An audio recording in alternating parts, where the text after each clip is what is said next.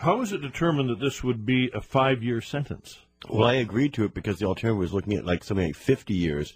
I mean, the Americans have such draconian penalties that the 5-year agreement I'm making on one count of distributing marijuana is, a sacrifice, yes, but it's necessary because the alternative was 3 counts of distribution, manufacturing, and money laundering, and they would have had mandatory minimums of 5 and 10 years each. That would have been 20 years, and, they've said I've produced more marijuana than anybody else ever brought before the U.S. criminal justice system. In fact, 1.1 million pounds of marijuana they claim I'm responsible for.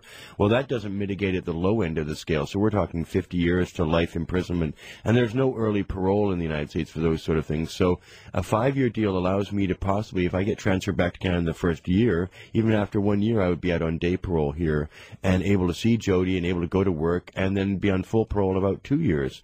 And even that's no walk in the park. I thought 3 months in Saskatoon Correctional for passing one joint was a severe and onerous punishment that I was very disturbed by. Well, this is much worse, but this is the best possible outcome if I ever want to see Jodie alive again. Do you know where you'll serve the time? Well, typically Canadians are put in foreigner jails or alien jails, they call them. So I'll be with, a lot of Mexicans, Central Americans, South Americans who are also non-residents or rather illegal immigrants of the United States who are caught in the United States doing something. And that's where I'll all end up. I don't know how Conrad Black ends up in a prison with Americans because he's also a foreigner. And I've been curious about that. But it's possible that something can be arranged. But typically it'll be a very grim, dark place with overcrowded, with almost all foreigners, all aliens like me. Far away, too. They don't give Canadians any rights to be close to family or anything like that. Yeah, so it'll be in Georgia, Florida, California, or Texas. 604-280-9898. Back with calls. Talking with marijuana advocate or martyr, Marc Emery, here with his wife Jodie as he prepares to turn himself in to do what could be 5 years in prison. 604-280-9898. Jim, good morning. Good morning, and good morning, Marc and Jodie. All I can say, Marc, stay strong. Jodie, stay strong. We'll be here for you. And the question I have is, this Bill C-15 that's coming up to the Senate committee in the next couple of weeks, I seem to remember another person up for extradition who was brought before a parliamentary committee by the name of Karl-Heinz Schreiber. I wonder have you been in contact with any senators who may demand that you speak to this bill? Because Bill C-15, you're directly affected by it. It affects your business. It affects the business of medical marijuana patients. And I don't see why. Sounds like maybe they're trying to get rid of you. Well, the Conservative government would definitely like to get rid of me, and this is most of these stuff. The Vancouver Police Department would like to get rid of me. That's why they outsourced their investigation to the DEA. They venue shopped your case. That's treason as far as I'm concerned. Well, a lot of people feel that way, that the Conservative government is selling out our sovereignty. They're very weak on protecting the rights of Canadians abroad, and they've also refused to bring back Canadians convicted of marijuana crimes in the United States. When the Liberals were in power, it was an automatic thing. All prisoners were transferred automatically without any political interference. But now the Conservatives are picking and choosing which Canadians to bring back under the treaty transfer system. Bill C-15, by the way, for the benefit of the listeners, is a new draconian bill, the most severe bill ever passed in the House of Commons to punish drug consumers, marijuana growers, and other people like that. It mandates mandatory minimum jail sentences of 9 months if you're growing in a rented home, a year in jail if you've got children in a place where you're growing marijuana. Mandatory minimums are what have made America the prison nation. The reason 1 out of 100 American citizens are behind bars is because of mandatory minimums. This Conservative government is trying to adopt failed American policies which will destroy lives, cost taxpayers millions of dollars, and will make the problem worse. We absolutely must stop Bill C-15 and must stop the Conservatives from getting any worse. You can tell my wife is a Green Party candidate in the upcoming federal election for Vancouver South. She has that so articulately memorized. Chris. Hi there, Bill. Hi. Hi there. Well, I actually just tuned into your show here this morning, and my first reaction is a little bit of outrage. The fact that last time I checked, marijuana was an illegal drug at this point in time. And if you do the crime, you should do the time. But why is it a crime?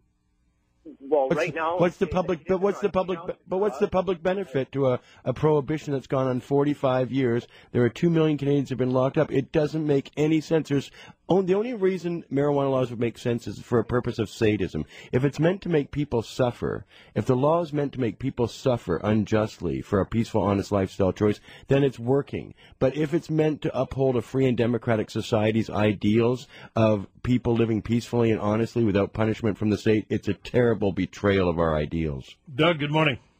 Yeah, good morning. I got 2 points. I'm not a supporter of marijuana use or Mr. Emery, but when I heard him say that the Americans were willing to let him do the time in Canada and the Conservatives said no, that I find really upsetting, and I'll be phoning James Moore to let him know how unhappy I am. And further to the whole issue, if the marijuana thing is illegal, I'm not a user, but I got friends, I got family, I got coworkers that all belong in jail. We can go for a walk out my front door in Coquitlam tonight.